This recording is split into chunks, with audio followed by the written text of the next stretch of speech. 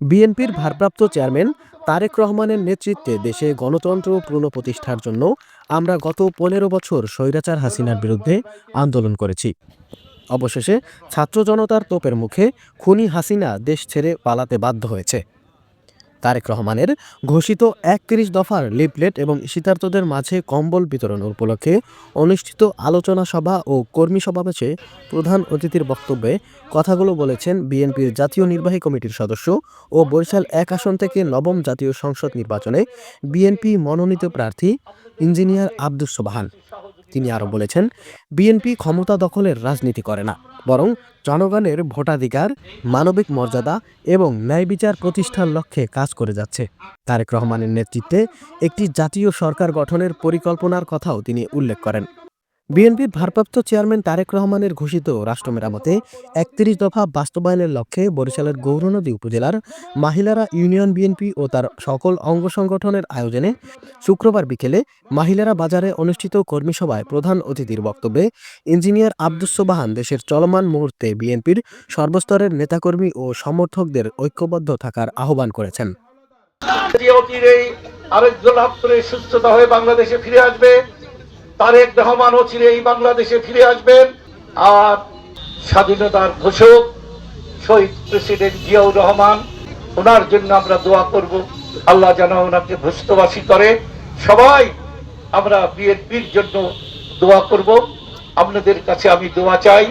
অনুষ্ঠিত সভায় মাহিলারা ইউনিয়ন বিএনপির সভাপতি অধ্যাপক আব্দুল আউয়াল লোকমানের সভাপতিত্বে অন্যান্যদের মধ্যে বক্তব্য রাখেন উপজেলা স্বেচ্ছাসেবক দলের সভাপতি আব্দুল মালেক আকন, সাবেক ইউপি চেয়ারম্যান আনোয়ার সাদাত তোতা, উপজেলা বিএনপি নেতা অ্যাডভোকেট নজরুল ইসলাম, আগৈলঝাড়া উপজেলা বিএনপির সাবেক সাংগঠনিক সম্পাদক ডাক্তার মাহবুবুর রহমান, গৌরনদী উপজেলা যুবদলের সভাপতি মনির হাওলাদার, গৌরনদী উপজেলা ছাত্রদলের আহ্বায়ক রুবেল গমস্তা, ইউনিয়ন বিএনপির সাংগঠনিক সম্পাদক হুমায়ুন কবির, ইউনিয়ন যুবদলের সভাপতি শাহিন শিকদার সহ অন্যান্যরা।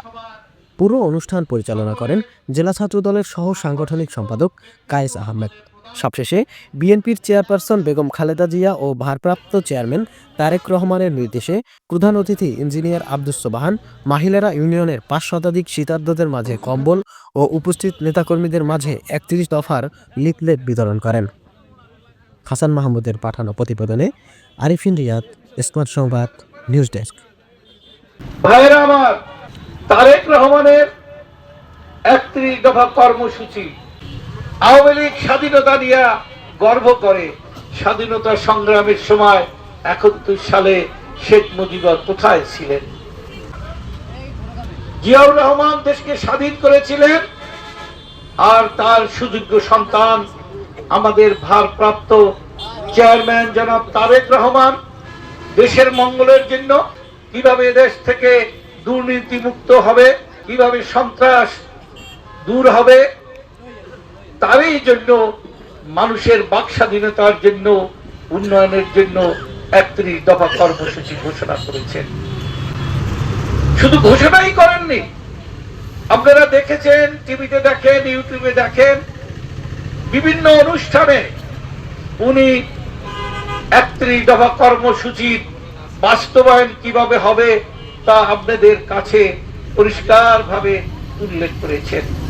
আমি এই মাইলারাবাসীকে অনুরোধ করব, এখানে যারা উপস্থিত হয়েছেন, যারা উপস্থিত হতে পারেন নাই, মা বোন ভাইয়েরা যারা ঘরে আছেন, সবাই মিলে, ছাত্র জনতা, আমরা সবাই মিলে ৩১ দফা বাস্তবায়ন করব। বাস্তবায়ন করার জন্য আমাদের মাঠে ঘাটে বিভিন্নখানে আমাদের এই কর্মসূচি লিফলেট নিয়ে ছড়িয়ে পড়তে হবে এবং লোকজনকে বুঝাতে হবে যে ৩১ দফা আমাদের মানুষের উপকারের জন্য, শুধু বিএনপির উপকারের জন্য নয়, সাধারণ মানুষের উপকারের জন্যই এই ৩১ দফা কর্মসূচি জনাব তারেক রহমান আজ থেকে প্রায় ২.৫ বছর আগে উনি ঘোষণা করেছিলেন।